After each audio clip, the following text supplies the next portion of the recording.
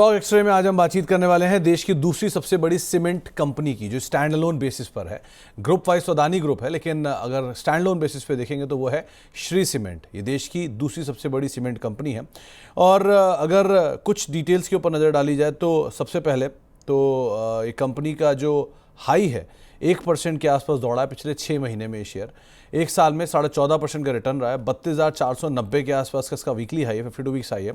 और करीब 23 जुलाई को ये लास्ट हाई इसने हिट किया था। कई सारे ट्रिगर हैं इसके साथ। पहला तो मानसून अब धीरे धीरे ईज ऑफ हो रहा है, और मानसून के बाद आमतौर पे जो सीमेंट की डिमांड है वो पिकअप करती ही है। FY26 में प्रोडक्शन करीब 3.8 लाख टन के आसपास पहुंचने की उम्मीद है। YoY बेसिस पे 3.5% की ग्रोथ या 3 से 6% की ग्रोथ रहने का अनुमान है। पहली तिमाही यानी कि अप्रैल सितंबर में प्रोडक्शन 1.7 लाख टन के आसपास रहने की बातचीत है। और GST एक बदलाव का फ़ायदा भी कंपनी को गोइंग फॉरवर्ड आता हुआ दिखाई पड़ सकता है। वैल्यूएशन के लिहाज से कंपनी का रेवेन्यूज़ करीब 4,947 करोड़ रुपए के आसपास रहा।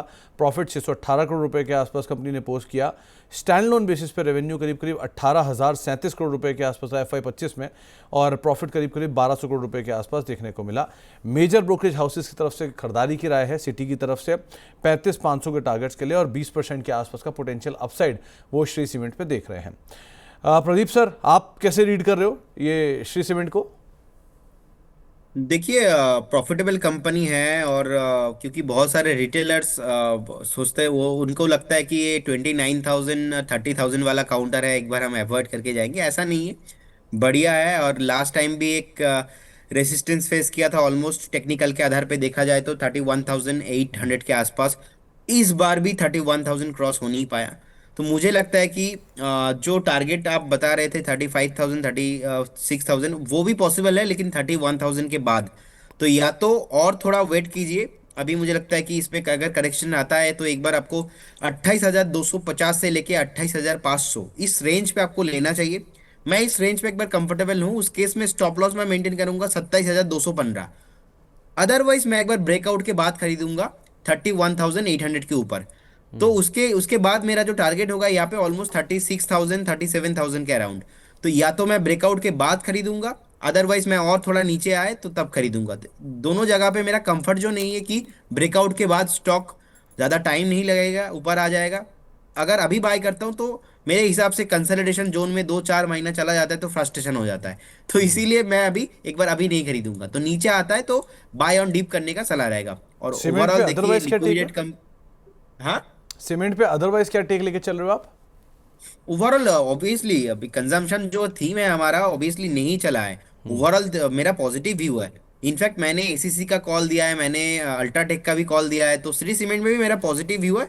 लेकिन रिटेलर को थोड़ा ऐसा ऐसा लगता है कि अरे यार 30,000 वाला काउंटर है, हम नहीं लेंगे। लेकिन ऐसा नहीं है, फंडामेंटल भी इसका बहुत बढ़िया है। तो ओवरऑल सीमेंट स्पेस पे मुझे लगता है कि आप देखेंगे, थोड़ा बहुत बीच में पावर चला, फिर से नीचे आ गया। अभी पीएसयू का देखिए 2 दिन 3 दिन से रैली है।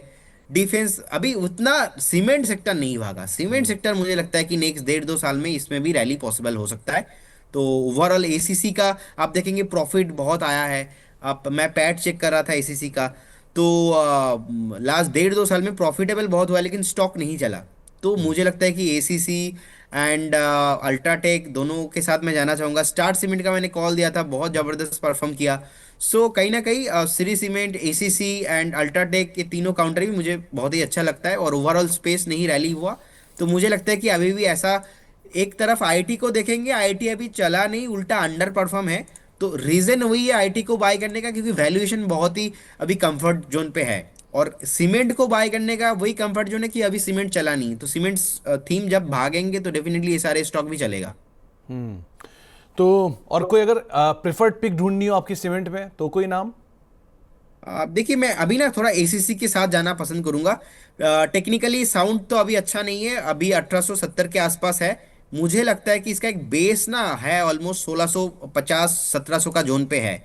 सो थोड़ा आप वेट करके जाइए। मुझे लगता है कि एसीसी का प्राइस एक बार अगर ये काउंटर 1940 को ब्रेक करता है, करेंट जोन से भी आप बाई करके जाइए, लेकिन एज ए इन्वेस्टमेंट पिक आपको लेना पड़ेगा। 8 to 10 मंथ्स का एक व्यू रखना चाहिए। मुझे लगता है कि 2250 2300 भी क्रॉस करने वाला है। तो एक राय आपको ये दी गई है, तो आप सीमेंट स्पेस के ऊपर नज़र रखिएगा। प्रदीप सर, आप कार्यक्रम में शामिल हुए, बहुत बहुत शुक्रिया आपका हमारे साथ जुड़ने के लिए। कोई डिस्क्लेमर आपकी तरफ से? अब देखिए, investment in securities market subject to market risk. जितने भी स्टॉक्स को मैंने लेके बात किया है, कोई भी स्टॉक्स में मेरा कोई कंफ्लिक्ट ऑफ इंटरेस्ट नहीं है, चाहे वो कोई भी compensation, employment and market making activity कुछ भी नहीं है। एंड हमारे कंपनी का और हमारा कुछ भी पोजीशन नहीं है कोई भी स्टॉक्स में। एंड हो सकता है कि बहुत सारा स्टॉक्स हमने डिस्कशन किया क्लाइंटों के पोर्टफोलियो में, हो सकता है बहुत सारा स्टॉक्स हमने कॉल भी दिया है क्लाइंटों को। लेकिन स्टॉक मार्केट पे कुछ भी गारंटी नहीं होता, पास्ट परफॉर्मेंस फ्यूचर में इंडिकेट नहीं होता। जब भी मैं कोई भी कॉल दे रहा हूँ, एडवाइस कर रहा हूँ आपको, आप एक बार खुद से देखिए, उसके बाद आपका जो पर्सनल फाइनेंशियल एडवाइजर है उनसे सलाह लेके कीजिए, क्योंकि मार्केट में फिनेंशियल रिस्क रहता है, वो लॉस होने का चांसेस होता है, उसको आप एक बार स्टडी करके कीजिए। इस सिप से तो नींद टूटती है, लेकिन केवल जागना नहीं, आगे भी तो बढ़ना है। उसके लिए चाहिए एक और सिप। हर महीने छोटी छोटी रकम की इंस्टॉलमेंट यानी सिस्टमैटिक इन्वेस्टमेंट प्लान से शुरू कीजिए निवेश। लेकिन पैसे बढ़ाने वाली कौन सी सिप आपके लिए रहेगी अच्छी? म्यूचुअल फंड सिप से जुड़े हर सवाल का जवाब मेरी सिप मेरा सवाल। सोमवार से शुक्रवार 4 बजे मिलेंगे हम सिर्फ मनी 9 पर।